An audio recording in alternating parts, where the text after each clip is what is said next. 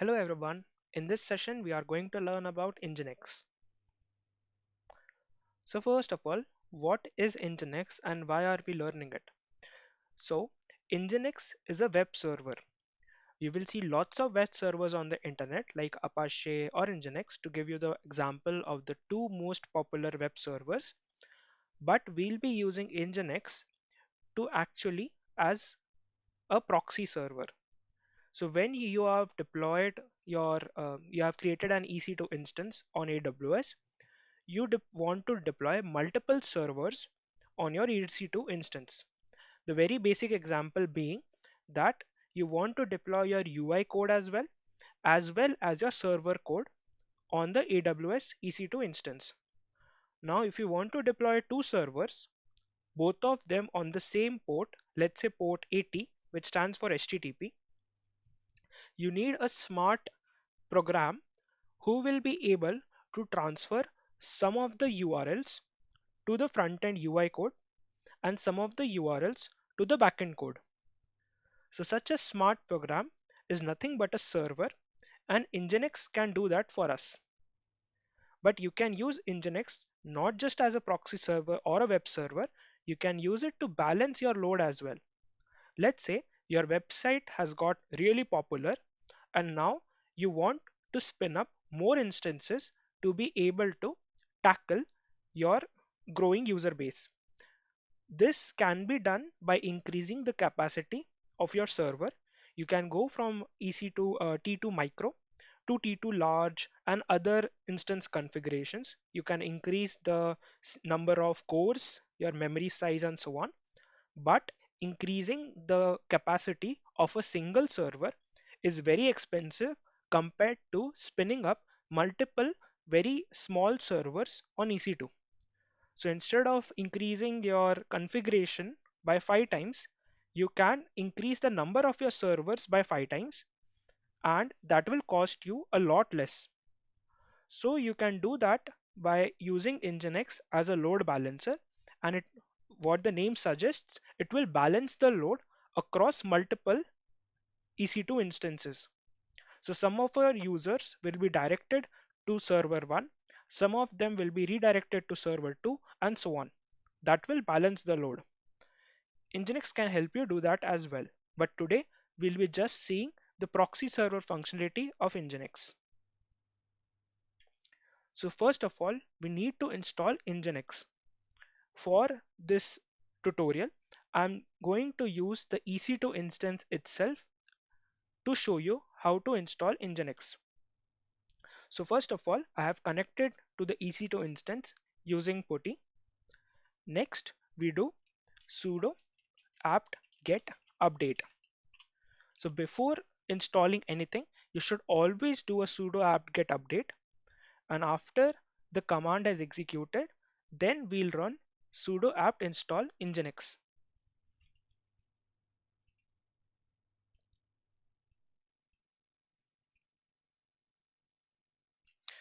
Now we run sudo apt get install nginx. Either apt-get or apt both work fine. In the instance I have loaded, nginx is already installed, but by running sudo apt-get install nginx, if it is not installed, it will get installed on your EC2 instance. To check the version, you can just do nginx space -v.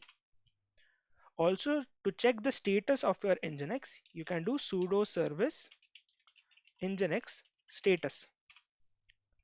So you can see that nginx is active and running. So our nginx installation is complete. The next part comes understanding the different command line interfaces which we can use to debug and understand the status of our nginx. So you can use sudo service nginx status to get the status of your current nginx, as we already did. If it's not running, it will show you the error and also show the status not running. You can start your server by issuing the command sudo service nginx start. As our nginx is already running, this command will not do anything. To stop the nginx server, you can do sudo service nginx stop. If we now do sudo service Nginx status,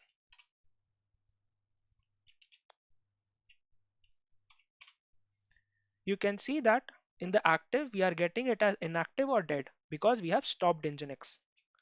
To again start it, you can do sudo service nginx start, or you can just do restart. So this will restart nginx and we can check its status and we get it to be active. So these are the different nginx commands which you can use to start, stop, restart, or check the status of your nginx server. Also, to get to know about more commands, you can do nginx space dash h, which will show you the different commands which are available in nginx. Okay, so that is it regarding the command line interface. The next thing comes understanding the directory structure of our nginx files. So let's go to where our nginx files are stored. It is usually inside slash etc slash nginx. So I'm changing the directory to etc nginx. Let's do ls, and you can see that there are a lot of files over here. The files which are of concern to us are confd and nginx.conf. So these are the two files which are of interest to us. When you first install nginx, inside sites enabled and sites available, you will see a default file and you need to remove it. Right now I have already removed it, so you won't see the default files, but you can remove the default files by doing sudo rm sites enabled default. By running this command, you can delete the default file inside sites enabled and do the same for sites available. If you do this, it will remove the default file inside sites available. You should remove the default files when you are trying to create your own files inside conf.d. Once done, go inside the confd folder.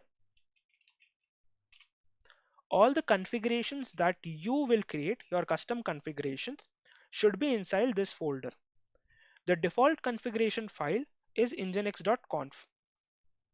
Let's have a look at the nginx.conf file before we move on to creating our custom configuration files.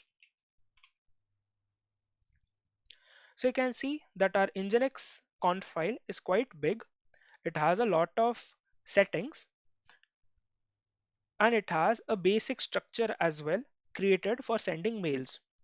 You do not need to concern yourself with what exactly is present over here. Just remember that the very first configuration file is nginx.conf, in which there is the include statement which includes all other configuration files. So now you can see that over here include nginx confd all.conf. This means that all configuration files, all files which end with .conf will be imported inside nginx. So let's enter our conf.d file, and over here you can keep on creating your new configuration files. So I'll do sudo touch myconf.conf. This will create a new file named myconf.conf, and to edit it you can do sudo nano myconf.conf. This will allow you to edit the file which you just created using the touch command. So we have seen the slash etc slash nginx. This is the path where all the configuration files of nginx are kept. Nginx.conf is the main nginx configuration file.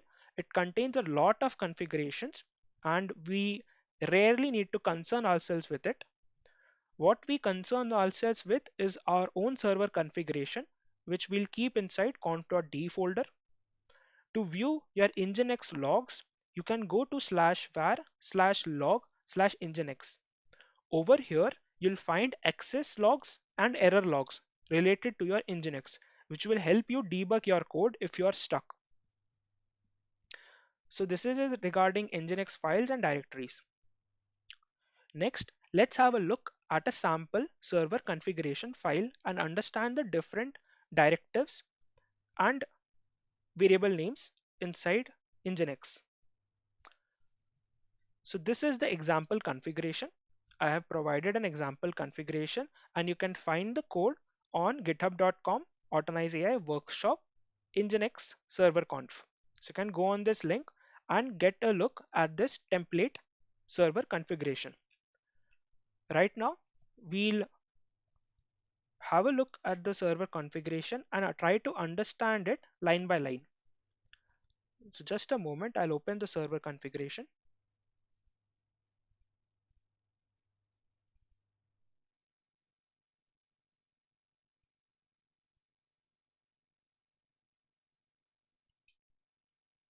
Yeah, over here you can see that we start with the keyword server. So this server means that we are creating our own server in the Nginx. You can create multiple servers on different ports. So we create a server which has the listen directive telling it to run this server on port 80. Port 80 stands for HTTP.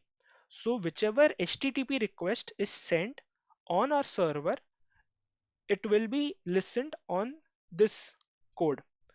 So whatever request comes on port 80 will go on the corresponding locations.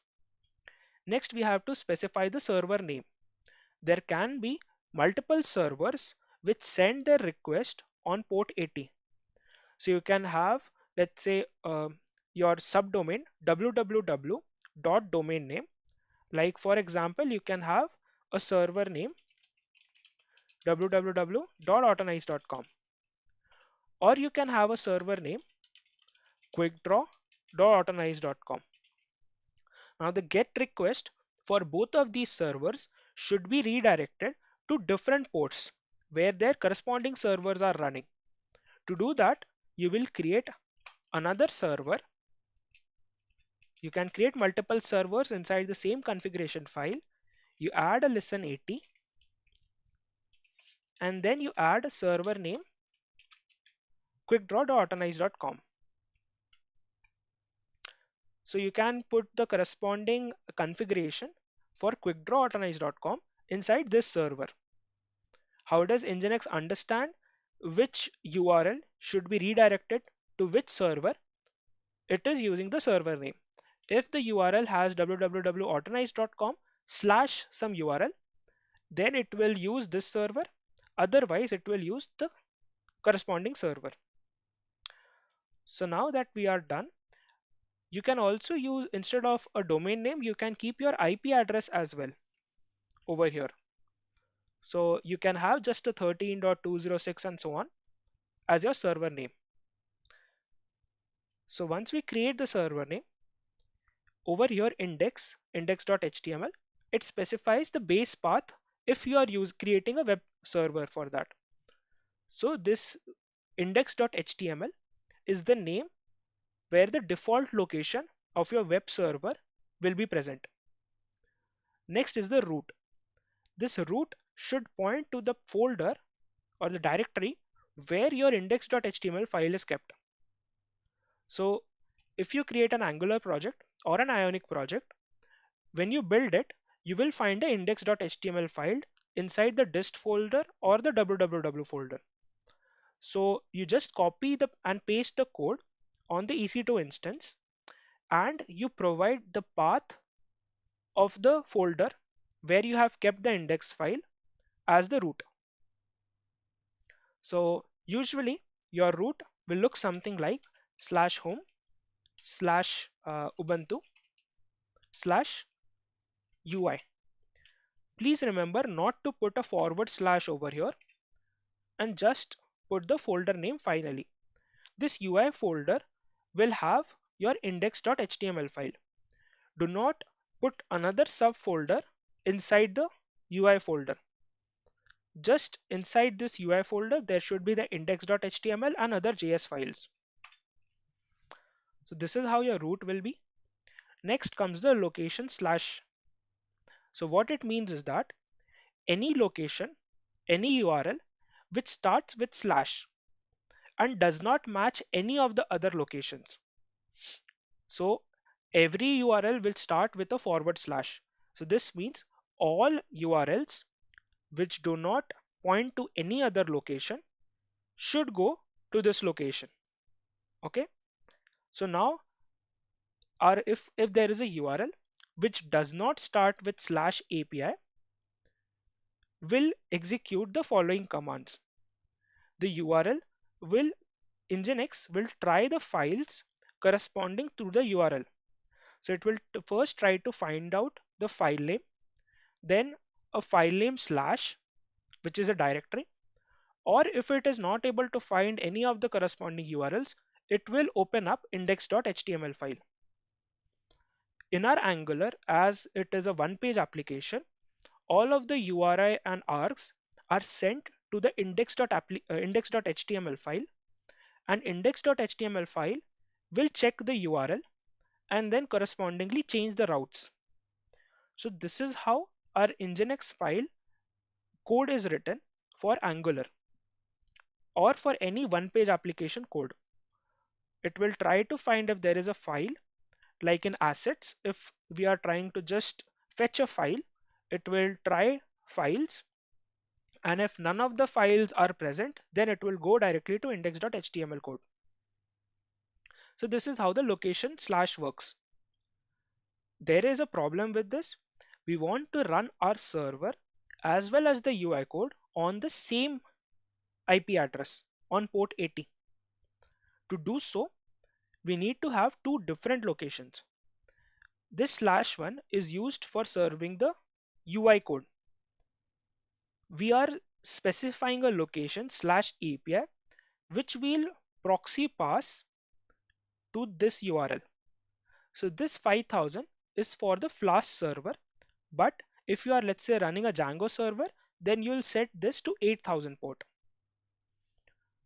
This will ensure that all locations which start with slash API will directly go to this port number on the local machine.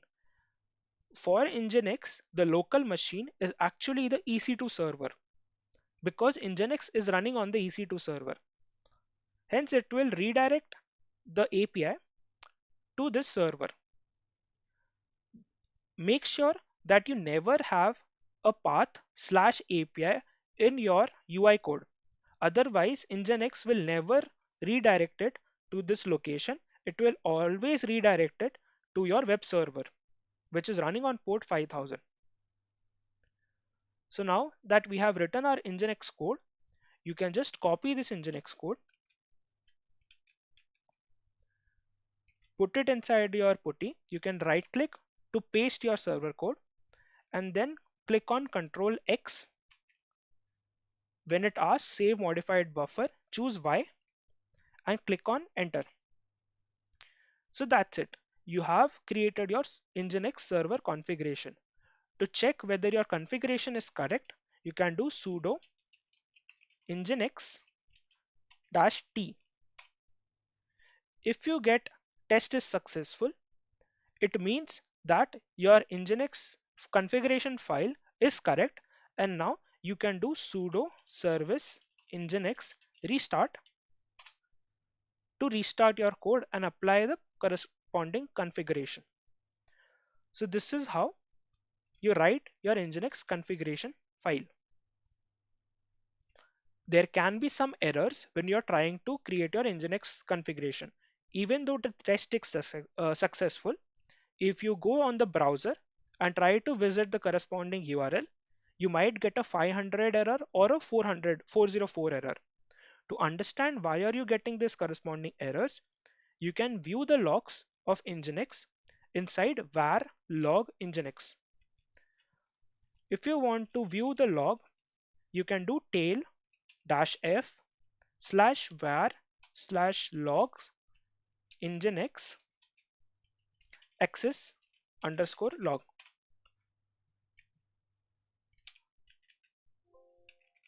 Just a second. So it's access.log, not underscore log. And there you'll be able to see the last few lines of the access log.